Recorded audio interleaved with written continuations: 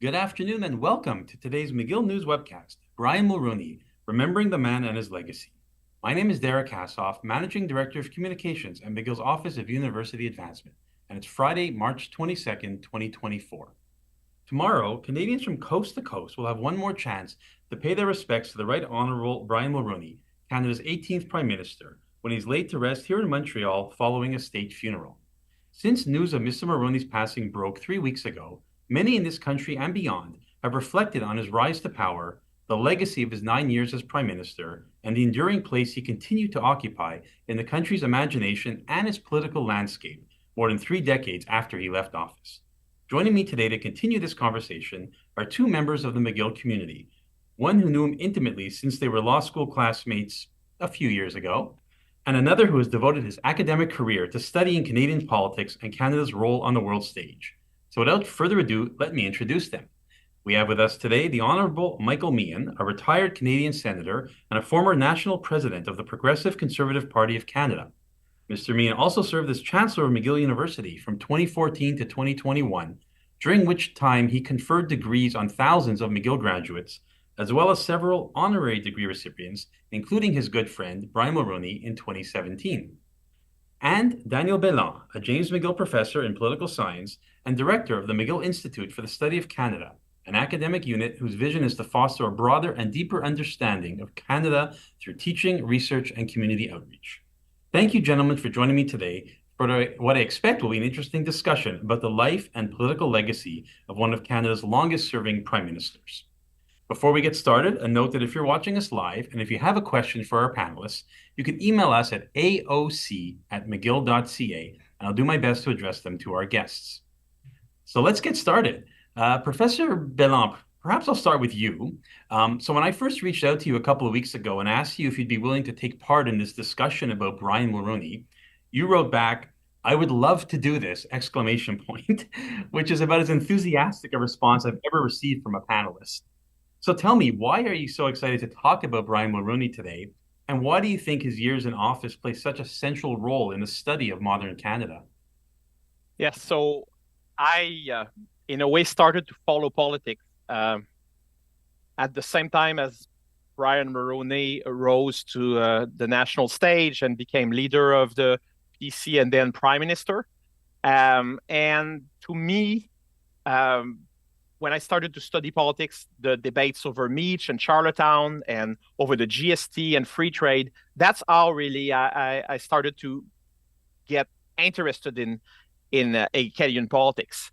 And I do think that the Mulroney years were extremely important in terms of economic and fiscal policy, in terms of constitutional politics. And we still live with the legacies of the Mulroney years in a strong way. And we will certainly discuss these specific issues like free trade, the Constitution, and the GST later on today. But certainly just mentioning these issues, you cannot not think about Brian Mulroney and his legacy as Prime Minister. Great. Well, thanks for being here today. I suspect we're probably around the same age because my coming of age and interest in politics also dovetailed with Mr. Mulroney's rise to power in the 80s. So let me just turn to you, Mr. Meighen. First of all, thank you so much for being here. I know you're actually in town in Montreal today ahead of the state funeral tomorrow that you will be attending. So as someone who's known the former prime minister since your days, I believe, in law school at Université Laval, what were your first thoughts that came to mind when you heard of his passing 3 weeks ago? Well, Derek, perhaps before I answer that, I should say that like Professor Béland, although I never was part of academia, I was interested in politics for reasons that I really can't explain because I don't know the answer from a very early age. And, the names of the various ridings across the country and the results in those ridings were almost as important as the standings of the Montreal Canadiens and the National Hockey League, to me, at least. But when I heard of Brian's passing, it wasn't totally unexpected, as you probably know, but it still came as quite a shock. And to me, it was sort of the end of an era. He and I have almost the same birthday. We're separated by about 2 or 3 days. So having known him since 1960, I felt I'd really lost a part of me. Well, our condolences on that loss. Before we get into the issues that Professor Béland brought up and his legacy, which I do want to spend the majority of our time talking today, maybe you can tell us a bit, Mr. Meighen, can you tell us a bit about when you met, how you met Mr. Mulroney? You mentioned 1960, and how did your friendship sort of begin and blossom from there? Well, often you don't remember these things, but I do remember our first meeting very vividly. It was a day or two after I arrived in Quebec City to go to first year law at Laval. And I guess it was registration time, and we're a bunch of students were milling about in the old Quartier Latin. We hadn't moved out to the new campus in Sillery at that point. And this good-looking, open, smiling fellow came up to me and said, sort of a confidential whisper, "You speak English too?" And I said, "Yeah, I get along, je me débrouille." And he said, "Oh, that's great." He said, "My name is Brian Mulroney. What's your name?" So I told him, and that was that. And I guess we were pretty close from that time on, with the usual bumps and grinds of anybody's friendship with another. Wow. So, Professor Béland, again, before we get into the discussion about Mr. Mulroney's legacy, I did want to ask you about a personal connection that you have to the Prime Minister as well. So I think most people may know that Brian Mulroney was born and raised in Baie-Comeau, a very small mill town in Quebec's North Shore region. And you were telling me before we went on the air that when Mr. Mulroney was elected in 1984, you were a 13-year-old boy living in Baie-Comeau. So can you tell us what was that moment like, both for you and for the town? That's right. So my father was an electrician, like Brian Mulroney's father, and working for Hydro-Quebec. He moved all the family to Gaspé and then Baie-Comeau in the early 80s. And so I remember very, very well the 1983 PC convention. I think it was in June of 1983. And at the time I was 12. And I was in our neighbor's greenhouse, helping him to earn a little bit of cash. But while I was helping him with the greenhouse, we were watching television, and it was the PC convention. And I remember it very, very well. And remember also when the defeated candidate will at the time it was real convention. People were voting on site, and they were, the people who were eliminated, they will walk towards their favorite candidate still in the race. And it was really, to me, almost like my introduction to politics in a way. And so the town, of course, when people were just so excited, regardless of their own political,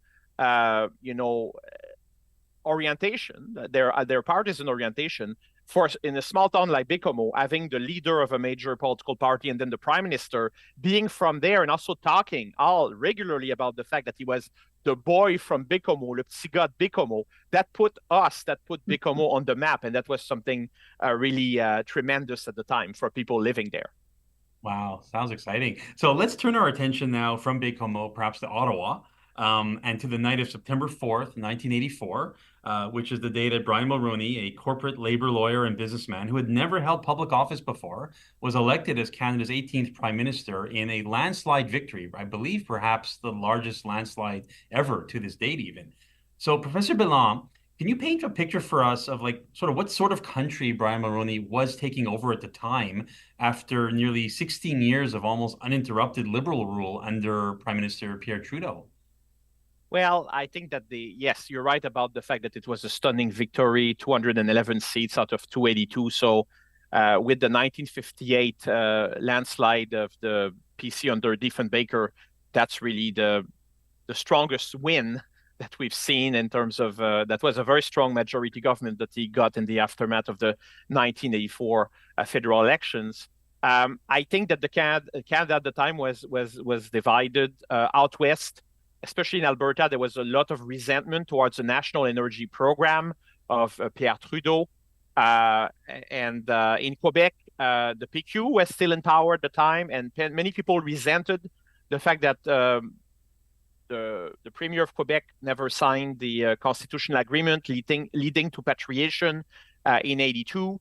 And so these regional issues, I think, in the end, they help Brian Mulroney, because Brian Mulroney, of course, later on will end the National Energy Program, and also he made it clear during the campaign that he will try to reach out to Quebec and have Quebec sign a constitutional agreement with the federal government and the other provinces. So I think that these regional effects help him win so big all across the country. And that was really, I would say, a moment that it's hard to imagine that happening again anytime soon. Such a massive victory, and it's also was very hard for the PC, the Progressive Conservatives, to win seats and many seats in Quebec. And Brian Mulroney engineered that 58 seats in Quebec out of 75. That was really a feat for his party in 84. Now, Mr. Meighen, you knew him as both a friend and a politician. So in your view, what made Brian Mulroney so popular at that moment? Was it his charm, his personality, or was it a different political vision that he was bringing to Canadians? Or a bit of both? Well, I was just going to say, I think it was a bit of both, plus other factors. But before going on, I was intrigued by Professor Béland's description of watching the PC convention. And it's an institution that I am sorry to see disappear, because first of all, it was a wonderful free publicity for the party, any party. And secondly, it was a very, very exciting time. And I can see that any young person who went there and participated in one of these conventions would be excited by it, whether they were present or watching on TV. So I understand your interest, Professor Béland, and I think I'd like to know your views too as to whether it's a shame that we no longer hold them. But that's perhaps not a question from the one, Derek, you asked me, which was about what caused Brian's extraordinary popularity at the time. Well, one, it was almost interrupted 16 years of Liberal rule. And secondly, if you're born and raised, as I was, in Quebec, you know that it was a monopolistic situation where the Liberal Party controlled everything. I know some people became progressive conservatives simply because they like to support the opposition. They like to support the underdog. And in fact, I remember having been lucky enough to win a Rotary public speaking contest. The prize was to deliver my speech at the over CFCF radio. So I did, and it was entitled "Why the Conservatives Are Going to Win the Next Election." And apparently afterwards, the station was flooded by irate callers who wondered why they were giving such time and publicity to this pipsqueak who was talking about the Progressive Conservative Party, which wasn't much of a factor in Quebec. So the fact that the Progressive Conservatives, and I emphasize the first word, won in Quebec with the promises Professor Béland alluded to of changing the electoral map of Canada and finally breaking through in the province of Quebec, coupled with his own personality, his approachability, his relative youth, and the fact that just prior to the election, he had come out the very decisive winner in the debate with Prime Minister Trudeau over the patronage appointments of Mr. Trudeau, I think gave him some considerable wind in his sails. And so for all of those supporters, it was a joyous occasion, and one that was long anticipated. Right. Wonderful. So let's jump into some of the key policy areas that Mr. Mulroney focused on, and I suppose is most well known for during his 9 years in power. Professor Béland, am I right to think that sort of free trade and the eventual NAFTA agreement with the United States and Mexico would be among the most significant policy achievements of his tenure? And what kind of policy shift did this represent for the Canadian economy and perhaps the way we think about a relationship with our large and powerful neighbor to the south? Yes, first I want to react to what Mr. Meighen said about conventions. So I agree that they were more fun back in the days. Of course, sometimes you can have exciting convention nowadays. The 2017 Conservative leadership vote, when Andrew Scheer at the very last minute found a way to win against Maxime Bernier, was quite something. But it's not the same kind of physical, the theatrical, physical aspect of people walking towards the person they support in a large amphitheater or stadium. It's just something that we have lost, I think. To go back to your question about free trade, look, it was absolutely central, free trade, the agreement in 87 and then NAFTA in 92. What's important, of course, is the 1988 federal elections. They were about free trade. The Liberals, there was strong opposition. John Turner campaign against free trade, and in the end he lost. The Liberals lost. The Progressive Conservatives, they returned to power with another strong victory, not as strong as 84, but still. And this election, I think, was a turning point. So it's not just the actual signing of the free trade agreement, is that in 1988 this was really the ballot question. Free trade was the ballot question. And Brian Mulroney and the Progressive Conservatives won that election handily. And I think that was the point of no return, in the sense that free trade will be there to stay. And when the Liberals, came to power in 1993 and so forth, they did not, try to put the toothpaste back in the tube. Free trade was there to stay. And we saw more recently, of course, under Trump, that when NAFTA was renegotiated, that Brian Mulroney was called by Justin Trudeau to help save NAFTA. And that was, I think, a homage to Mr. Mulroney, that a Liberal Prime Minister will seek his advice and his support to save what was perhaps, I would say, the most central pillar of his legacy as a Prime Minister. Mm-hmm. So, Mr. Meighen, I remember being sort of back in the day, there being a vigorous debate around the agreement, and Professor Béland just talked about the 1988 election basically being anchored around that main issue. But about these concerns that Canada might be selling off a piece of its sovereignty to the United States, how did Mr. Mulroney handle that criticism, and why was he yet still so keen to get this deal signed, do you think? Well, I think that, as you know, he was a convert to free trade.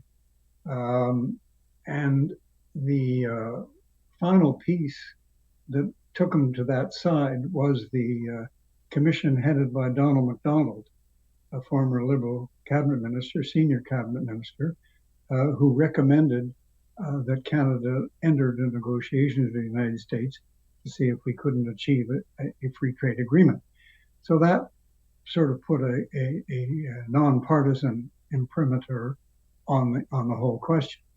And I think that Brian also, in answer to the concerns of many people that we were selling our sovereignty, he felt that Canadians were better than that. The Canadians had the ability to compete on the world and on the North American stage. And I think history has proven them to be correct. So he had no fear of that, as long as, of course, Canada and the U.S. Had good relations, which we haven't always had, but which he certainly developed, fostered to an unheard of point. Mm-hmm. Okay, great. So sticking to the sort of subject of fiscal policy and economics, I know that Mr. Mulroney's approach to social policy was one where he introduced a lot of cuts to government, programs like social programs like old age security, unemployment insurance, and really tried to reduce the size of the federal workforce, maybe in a way that Canadians weren't used to, having been through, so many years of Liberal government before that. Of course, it was all in service of cutting spending and reducing the deficit. How did this play out at the time, and what did this sort of represent as a shift in social and fiscal policy in its effort to sort of reshape, I guess, how Canadians think of their relationship with their government? Yeah, so under the Mulroney years, we're clearly in an era of what, a political scientist, Paul Pearson, calls, permanent austerity. And that will actually continue under the Liberals, the first, certainly, the Chrétien years, at least from 93 to 97, were really about austerity as well, especially the 1995 budget. But it certainly started, or at least accelerated this trend towards cutbacks in social programs, or at least attempts to control social spending. It really accelerated under Brian Mulroney. Sometimes, it didn't create strong waves against his government. There were some changes that, were not, that controversial, but others were, I think, created much more drama. And many people will remember, and I remember that, again, I was quite young at the time, what happened in 1985 over the debate over the partial disindexation of old age security benefits, when you had a huge wave of protest across the country from older people especially. And there was this famous confrontation between Brian Mulroney and this small French-Canadian woman, Solange Denis, who confronted Mr. Mulroney. And in the end, he had to back off. Because this measure was unpopular. He was able to enact some cuts to old age security later in a more subtle way.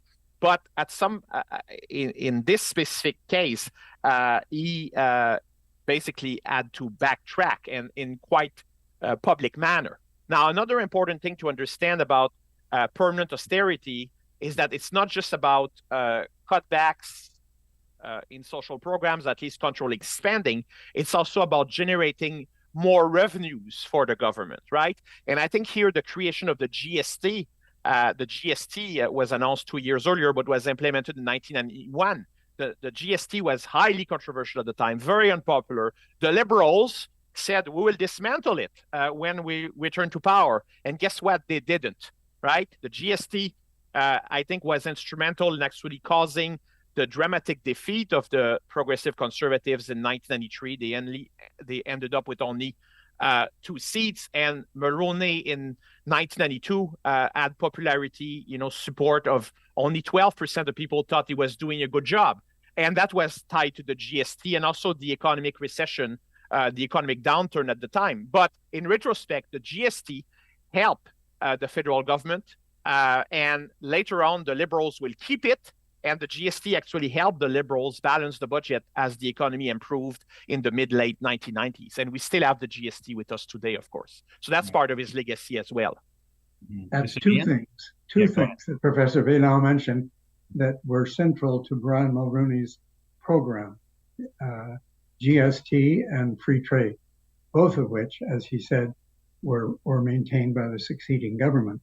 What I think what needs to be emphasized is, notwithstanding the traditional, perhaps, pillars of a right-leaning government, cutting expenses and watching the public purse, was also the fact that Brian Mulroney bounced that off because he was a progressive conservative. And of course, I bemoan the fact that today there's much more emphasis on conservative than there is on progressive, because I think too, people used to make fun of it, say, how can you be both at the same time? I think it's possible, and I think that's the type of government that I miss and that Brian Mulroney followed during his tenure. Very interesting. So let me follow up with you, Mr. Meighen, on that point. So when I think back to the 80s and when Brian Mulroney first came to power, so Ronald Reagan was the president of the United States, of course, the father of Reaganomics, which represented quite a shift in the U.S. fiscal approach. You've had Margaret Thatcher, of course, the Iron Lady in the UK, with a very sort of maybe right-wing approach. I'm wondering, how much was Brian Mulroney and his policy shaped by perhaps those two big leaders? Or maybe he wasn't. Like, where would you say the progressive conservative movement under him fell into that sort of spectrum, thinking of Reagan, Thatcher, and where Canada might have fit in? Well, I think it's fair to say that Brian Mulroney was never a ideologue. He was a pragmatist.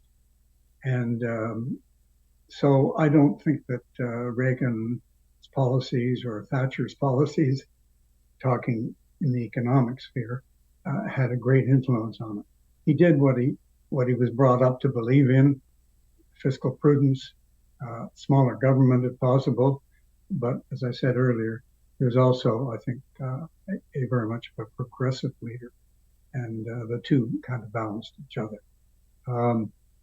But on other fronts as well, he took on principally Mrs. Thatcher over the whole question of South Africa and won, which was no mean feat. She was known for not losing very often and of being a formidable opponent. So I think Brian paddled his own canoe very much. Great. So just a reminder for people that are watching live, if you have a question for either Professor Béland or Mr. Meighen or both, you can send it to us by email at aoc@mcgill.ca. I did want to get to international affairs and foreign policy later on, but I think maybe it's a good opportunity to do that now, since you mentioned apartheid and his clashes with Margaret Thatcher. Professor Béland, can you talk a little bit about Mr. Mulroney's role in foreign policy and global affairs, and how, in what ways, did he flex Canada's muscles on the international stage? Yes, so I think that Brian Mulroney had very excellent, tremendous interpersonal skills and diplomatic skills, and someone who could engage with people from different, I would say, partisan and ideological background. I agree with Mr. Meighen that he was not an ideologue. And of course, he was committed to free trade and fiscal responsibility, but he was no Margaret Thatcher, that's for sure. That was not his style at all. Margaret Thatcher was an ideologue and very different political personality, very different profile compared to Brian Mulroney. I think that in terms of foreign policy, trade is really the most central, and the improvement of Canada-US relations overall. Under Pierre Trudeau, there were some tensions. Pierre Trudeau didn't always get along with US presidents. I think that the strong bonding even between Brian Mulroney and Ronald Reagan, even if they were quite different political animals, but they had these, shared Irish roots, that this was actually a rapprochement between Canada and the US, and that will actually, I think, change the dynamics of Canada-US relations in a major way. And that goes, I think, way beyond free trade. And that includes another issue we'll talk about later, hopefully, which is environmental policy. Right. And in fact, that was my next question. So maybe I'll jump to that right now, and I'll stick with you, Professor Béland. But I have a follow-up for you, Mr. Meighen. So, I've read reports that have, called Mr. Mulroney, Canada's greenest prime minister. And it's interesting because this was a time in the 80s when we weren't really talking about climate change and global warming around the water cooler like many of us are today. And I'm wondering, is that an accurate description of Mr. Mulroney and his policy? And what were some of his most significant achievements in that area? Yeah, so in a way, Brian Mulroney was a pioneer in climate and environmental diplomacy. And he used his great interpersonal skills to, in terms of helping to bring about the 1987 Montreal Protocol on the depletion of the ozone layer and the 1991 Canada-US Air Quality Agreement. And so these are really milestones in terms of environmental policy for Canada and well beyond. And Elizabeth May, when she paid tribute to Mr. Mulroney recently, she said, quote, "Brian Mulroney quite literally saved all life on Earth when Canada stood up and launched the Montreal Protocol and saved the ozone layer," end of quote. Now, that's a bit, saying that he saved all life on Earth is quite a strong statement, but considering who's uttered that, a major environmentalist, former, leader, now co-leader of the Green Party of Canada, it shows that Brian Mulroney is widely recognized by many people, including environmentalists, as a prime minister who did a lot for the environment. Mm-hmm. Of course, some people have said, well, the bar is quite low in Canada for prime ministers and the environment, but certainly Brian Mulroney did a lot in especially he was ahead of his time in a way. It was a major priority for him at a time when it was not a priority for most other politicians. Mm-hmm. Of course, for everybody, particularly in the environmental sphere, it's never enough. And you try your best. And as Professor Béland said, he was ahead of his time. He wasn't perfect by any means in the environmental file, but he moved ahead of the pack. And I think you see that replicated in other areas as well. He wasn't afraid to be out in front. Yeah, and Mr. Meighen, where do you think that passion for the environment came from? It's not something we generally associate with sort of conservative politicians. Was it just a personal passion or commitment that he had? Well, I would argue that it's associated with progressive conservative politicians. And even my own personal case, when I was a candidate in 72 and 74 in Montreal, one of my platforms was the enhancement of what we called espace vert. And so even back then, there was an interest in the environment. It took probably too long to really gather strength, but nowadays it's going full blast, and rightly so. Brian Mulroney deserves some credit for that. Wonderful. So again, if you have any questions for our panelists and you're watching us live, you can email us at aoc@mcgill.ca. We did receive a couple of questions in advance, and one of them I'll get to right now because it's actually very specific to the environmental record of Mr. Mulroney's. This is a question that comes to us from Stuart Cohen in Richmond, British Columbia. Good morning, Mr. Cohen. So he's writing, the Mulroney government was very interested in climate change, both on the international scale and here in Canada with the Green Plan, but his legacy is being ignored by the current generation of conservative leaders. Why did this legacy not carry on to today, and what could be done to change this? Any brave soul wants to take that? I think that question best be put to present leaders of the Conservative Party.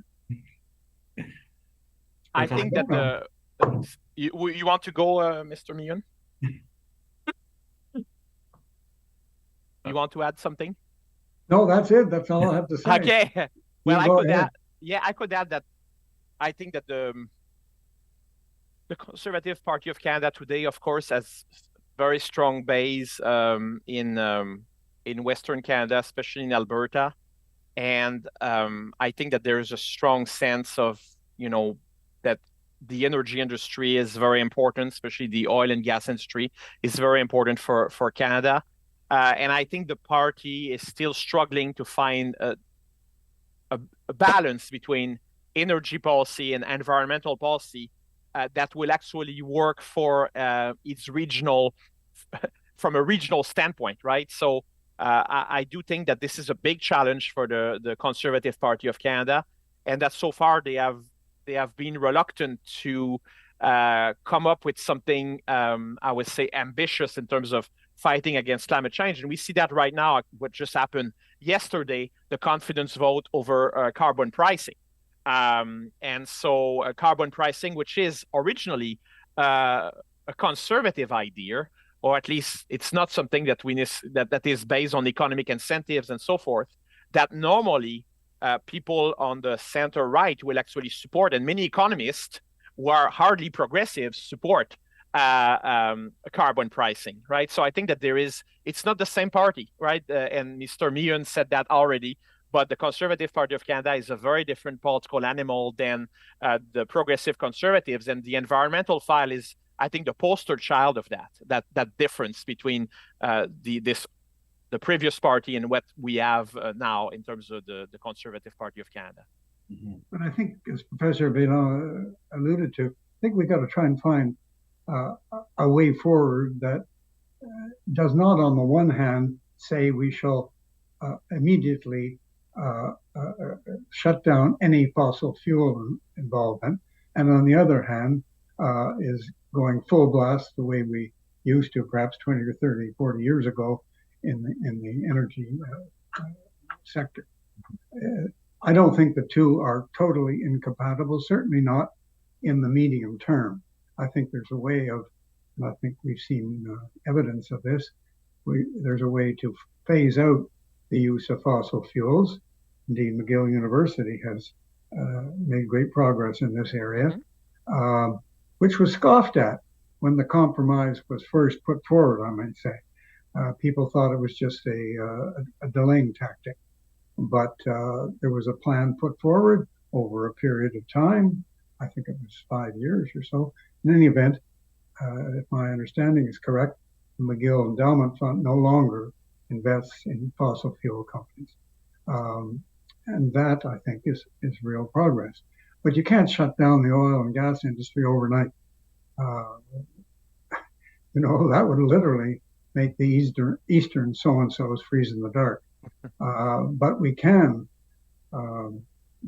make progress in reducing the dependence and replacing it with more benign forms of energy. Right. Well, it's March 22nd today, and I think it's minus 17 with the wind chill. So I think here in Montreal, we're freezing regardless of the oil industry. Freezing in the sun. Correct. So listen, we've touched on the economy, the environment, the international foreign policy role. I kind of feel like we can't have a complete conversation around Brian Mulroney's legacy without talking about, I guess I'll call it the Q word, Quebec. I know that as part of Brian Mulroney's time in office, he tried very hard to bring Quebec into the Constitution. We have Beach Lake, we have the Charlottetown Accords, which sort of ended unsuccessfully. So maybe I'll start with you, Mr. Meighen, on this question. I mean, just to get a bit of context, I'm wondering, as an Anglophone who grew up in a largely French part of Quebec, how did Mr. Mulroney view his own place in Quebec and within Canada? And how much of a factor may this have played in his decision to really want to forge ahead into these very tricky constitutional debates? Played a huge role. I mean, Brian Mulroney saw himself as much as a Quebecer as a Canadian, as much as a Canadian as a Quebecer. Les deux vont ensemble. Mm-hmm. You can't separate them. And that's what he was trying to rectify. The fact that Quebec wasn't a signatory to the repatriation of the Constitution was a nonsense to him. It made no sense. It wasn't a complete agreement. It was lacking in a very vital component. And I think that it was a great disappointment to him personally that victory was snatched away at the very last moment, particularly in terms of Meighen, which looked like it was going through, and I think it would have made a great difference in the whole political landscape of Canada, but that's another discussion. But, because of the delay in the ratification process, provincial governments changed, attitudes changed, and the thing went down the drain, much to his regret, and I think to Canada's regret as well. Mm-hmm. And Professor Béland, when you look back now, more than 30 years later, how significant were the failures of Beach Lake and Charlottetown Accords? I know soon after that, we were in a second very tight referendum here in Quebec. What role did those failed attempts play in getting us to that point in 1995 when the country, almost split in two? And, were these missed opportunities that perhaps could have saved Canadian unity once and for all, or not? Well, it was a bold attempt on the part of Brian Mulroney. The pledge to bring Quebec back, or to have Quebec sign a constitutional agreement with the rest of the country, that was part of the recipe of his electoral success in 1994. Again, in Quebec, winning the large majority of the seats in the province. So that was a key ingredient of his success, and also even of his the re-election of the Progressive Conservatives, the majority government they got after the 1988 election. So strong support in Quebec, but the defeat of the fact that Meighen was signed the agreement in 1987, but after 3 years, a couple of provinces failed to ratify it, and so it died, and that was crushing, I think, defeat for Mr. Mulroney. And also I think it created, first of all, it led to the rise of the Bloc Québécois. Of course, we know what happened, the very personal friendship that existed between Brian Mulroney and Lucien Bouchard, that was repaired only very recently, I gathered. But for a long time, they would not speak to each other. But Lucien Bouchard leaving the Progressive Conservatives and creating this new party And simultaneously, of course, I mean, started a bit earlier, but the rise of the Reform Party. I mean, the rise of these two parties, the Reform Party, created, I think, in 87, and then the Bloc Québécois created in 1990, in the context of this big, constitutional debate, that led to the demise of the Progressive Conservative part, the Progressive Conservatives. In 1993, they got only 2 seats, in part because they lost a lot of seats out west to the Reform Party, and in Quebec to the Bloc Québécois. And I think that can be traced back in part to the Meighen episode. So Brian Mulroney gambled, or he put a lot of efforts. He took a risk with Meighen, and it almost succeeded. It could have succeeded, and it's true, it will have changed Canada forever. But its failure also changed Canada forever. And then the failure of Charlottetown, that I think, of course, will, after the PQ returned to power in 1994, led to the 1995 referendum. And beyond that, there is a chilling effect of what happened with the defeat of Charlottetown, and before that, Meighen, is that today, federal party leaders of major political parties, certainly conservatives and liberals, they don't want to open the Constitution. It's something that's been a taboo since the defeat of Charlottetown. Do not open the Constitution. And I remember under the Couillard years, when they sent a letter to Justin Trudeau asking the government of Quebec, asking whether they could maybe start thinking about new constitutional negotiations to have Quebec, again, sign an agreement with the other provinces and the federal government. And Justin Trudeau said no, and it was a very clear no.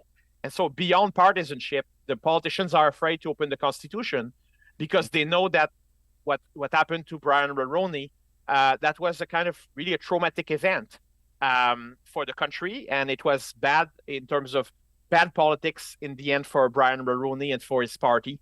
At the same time, he tried really hard, and again, he could have succeeded, and this would have been a totally different story. That being said, I'd just like to add to what Professor Béland said. There has been some tinkering at the margins on the Constitution, such as the immigration file and others. So there has been some change, although I agree with them that it's a touche pas ça attitude in Ottawa about the Constitution. And the other thing I wanted to say was that I'm totally convinced that Brian Mulroney, other than his disappointment, had no regret at having tried, because it would have been a bigger sin if indeed failure was a sin, which I don't think it is, would have been a bigger sin not to have tried. And he tried. And as Professor Béland said, had he succeeded, and he came darn close, had he succeeded, it would have changed Canada, in my view, at least, for the better. Okay, but let me just push back on that. I mean, do you think that Meech Lake or Charlottetown, had either of them been successful, it really would have changed everything or anything? The sovereignty movement in Quebec would have just gone away? No, nothing is absolute, but it sure as heck would have had an effect, and particularly in Quebec, where there would have been, I think, and I'll let Professor Béland elaborate, I think there would have been a fundamental change in attitude had Meech Lake gone through, that really we can work together to find an accommodation that makes everybody not unhappy or perhaps even happy. So again, I say, look, I say it was worth the risk, and remember, it was only by a very narrow 2-province margin that it didn't succeed. And look at the disparate provinces and premiers who were brought together to agree on that, on Meech. And except for Newfoundland and at least one member of the Manitoba provincial legislature who opposed it and therefore caused it to fail in that legislature, it got widespread approval. Mm-hmm. Okay. If I add something about this, it's true that it's, if Meech had succeeded, of course, at least in the short run, no Bloc Québécois, perhaps no 1995 referendum, and you can all sorts of conjectures here, but Meighen will have been, a game changer if it had been implemented. That's for sure, in terms of changing the face of Quebec nationalism and certainly weakening the push for sovereignty separation in Quebec. I think that is something likely. Again, we cannot, I'm speculating a bit here, but I think that it's not far-fetched to say that. Mm-hmm. Okay. So, Mr. Meighen, we're going to turn our attention to some of the questions from alumni that have come in, but maybe one final question to you. I know when Mr. Mulroney decided to leave power in 1993, some would say it happened quite suddenly. Can you provide any insight into his mind or his decision making at that time? Was he just fed up with the whole thing? Was he tired? He just wanted to go on and do something else? Well, I think it was a combination of factors. Don't forget, he'd been leader of the country for almost 10 years. Mm-hmm. That's quite a strain and burden for any human being, particularly leading Canada, which is notoriously difficult to generate consensus. But he did a pretty darn good job on that. I think he was disappointed, of course, deeply disappointed by the failure of Meighen, particularly Meighen and also Charlottetown. And I think he felt that he had accomplished most of the big things that he wanted to accomplish. And we've been talking about a number of them this morning. So his job in his mind was largely done. And over and above all that, I think he was very motivated by a desire, given that he was only in his 50s, to get back to what I could call a normal life, to make a little money, to provide for his family and wife and children, and to spend more time with them. Because for Brian Mulroney, family was very important. I think we see the positive results of that today. Right. And I know you stayed close with him throughout his life. After he left politics, he was still a relatively young man. Was he happy out of the spotlight? Oh, sure. Brian Mulroney commands the spotlight to a large extent in whatever activity he's engaged. And sure, in business and in politics, as Professor Béland mentioned, in terms of advising on a nonpartisan basis, he continued to do that, much to his credit and to the benefit of Canada. Right. And Professor Béland, you referenced that earlier, sort of the fact that the Liberal government brought Mr. Mulroney back in to help advise on some of the difficult conversations, particularly around, the Trump administration was having. I mean, is that unusual to bring back not only a prime minister from so long ago, but from an opposing political party to come under the tent and help with, help guide the government?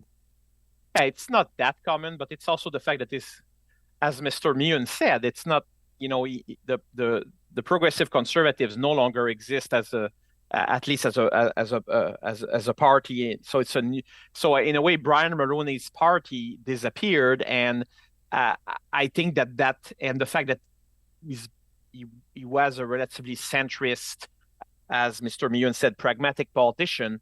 I think that, and also because he was strongly associated with free trade and NAFTA, right? His babies in a way. So obviously, when it was time to save his baby, they called him, and it made a lot of sense, I think. What's interesting about Brian Mulroney too is how unpopular he became towards the end of his prime ministership. As I mentioned, maybe earlier in 1992, in the fall of 1992, he reached 12% approval rating, the lowest we've ever recorded since we record that, since Diefenbaker.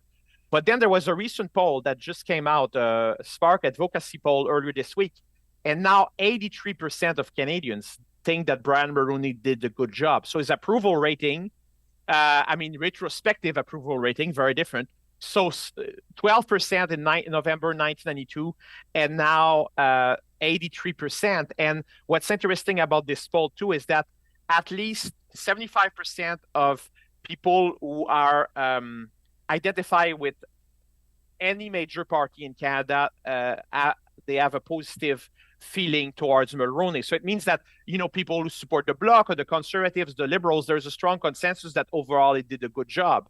So it's a kind of maybe a revenge of history in a way, that a prime minister who, yes, became very unpopular, in the end some of his policies are still there with us, like the GST and free trade, now NAFTA 2.0, but also that he's now perceived as someone who did a good job. It doesn't mean that it was all perfect, as Mr. Meighen said.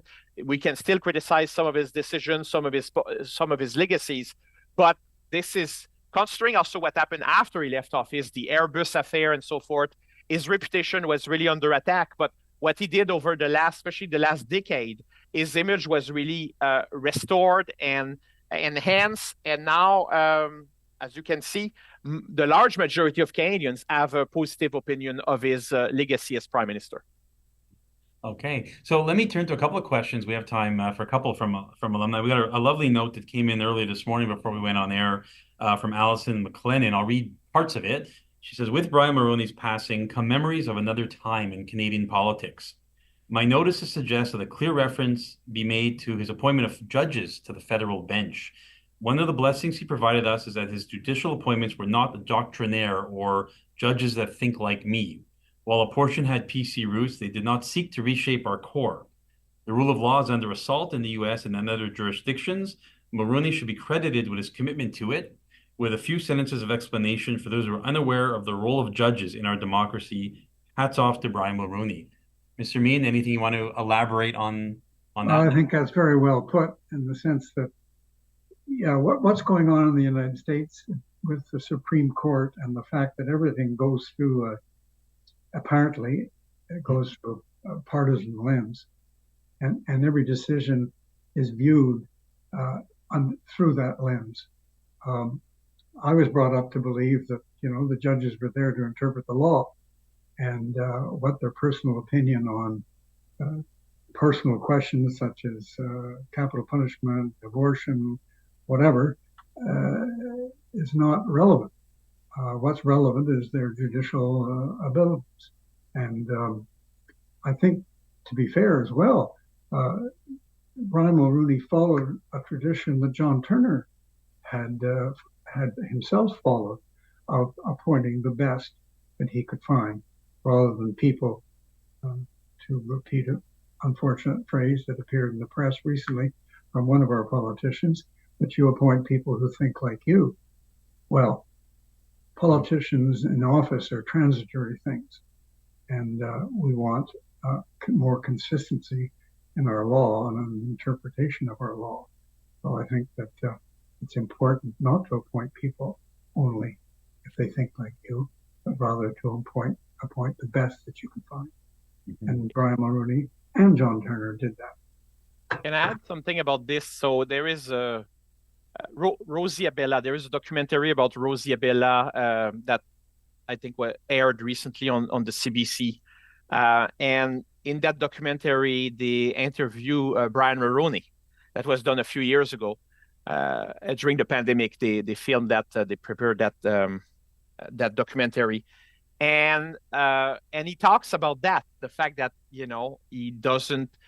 didn't really necessarily appoint judges who thought like him, but he wanted this diversity of opinion on the bench. So that's interesting. This interview, if people watch this documentary about Rosie Abella, will actually speak at one of our events on April 8th.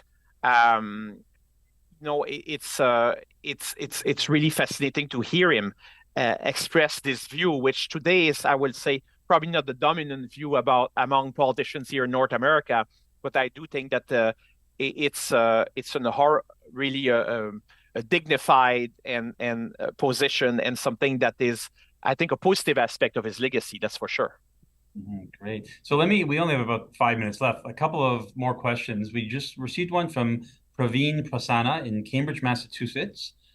She says that her understanding is that all of the elements of the Meech and Charlottetown Accords have been incorporated into law over the 90s and afterwards, and that this would speak well to Mr. Mulroney's legacy. Is that in fact the case, Professor Béland?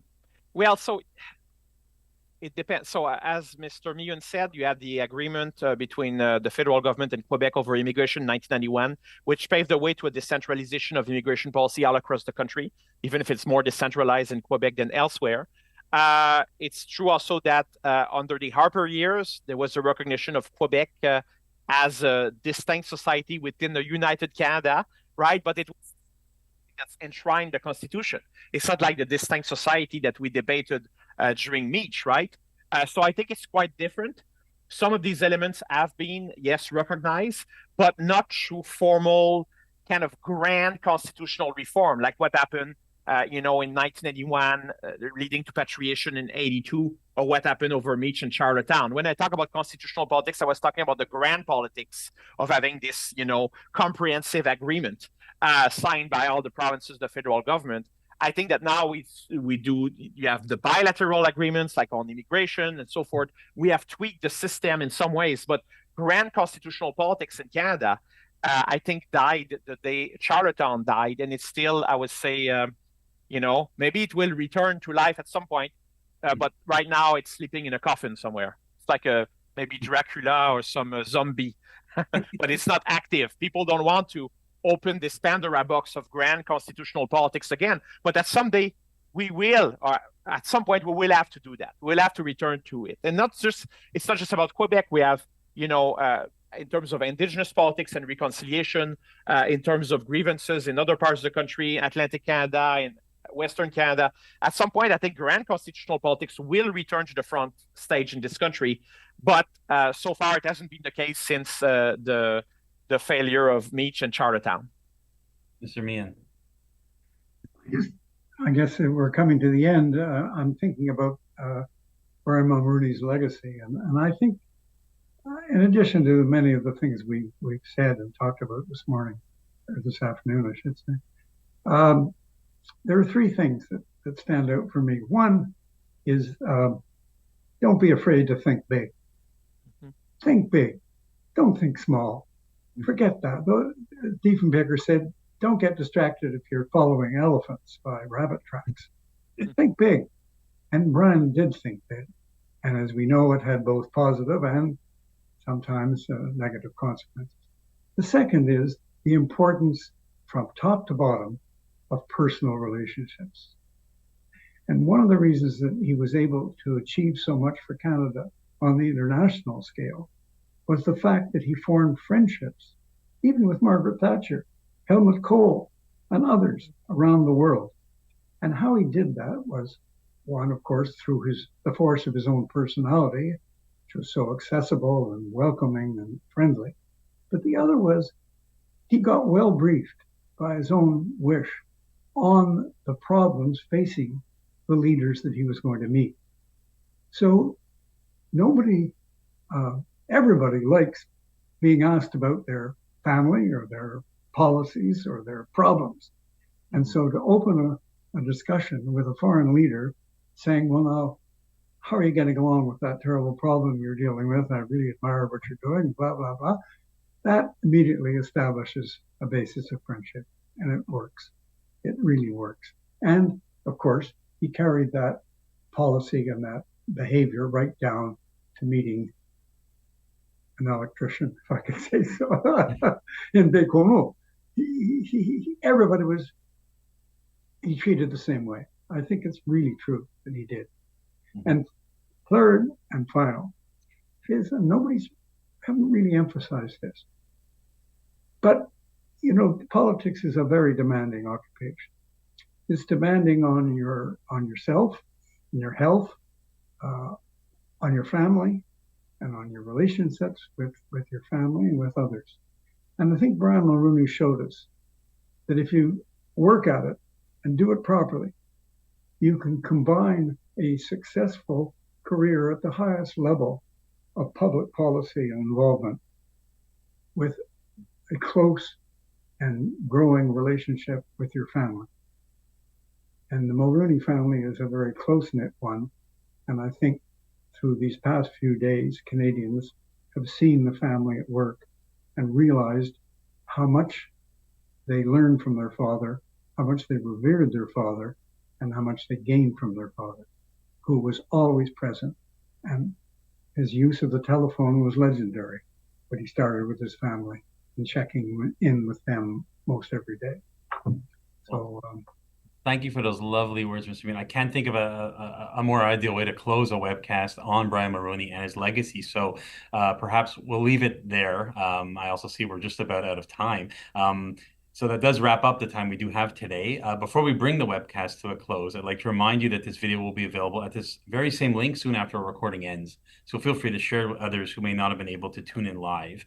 I would, of course, like to extend my deepest gratitude to our two wonderful guests today, Professor Daniel Béland of the McGill Institute for the Study of Canada, and the Honourable Michael Meighen, former Canadian Senator and McGill Chancellor, for joining me today and providing such great insight into the life and legacy of Canada's 18th Prime Minister. And Mr. Meighen, our deepest condolences once again on the loss of your dear friend and former classmate. To our viewers, please continue to stay tuned to your McGill email and social media feeds over the coming weeks as we continue to share news about exciting online and in-person programming, including the event at the McGill Institute for the Study of Canada, MISC, that Professor Béland mentioned. That's on Monday, April 8th here in Montreal. You can go to the MISC website or the McGill alumni website to get more information. It's a free event, so do check that out. And in fact, I'll be right back here in less than 2 weeks' time on Thursday, April 4th, in the company of two McGill astrophysicists and one of Canada's leading science writers to talk about the upcoming solar eclipse and to share tips on how to enjoy the safest and most optimal viewing experience. It will also be an opportunity to demonstrate to all of you that I know much more about political science than I do about astrophysics. Until then, please be well and stay safe. Thank you very much. Thank you, Daniel. Thank you, Derek. Bye-bye. Thank you to both of you.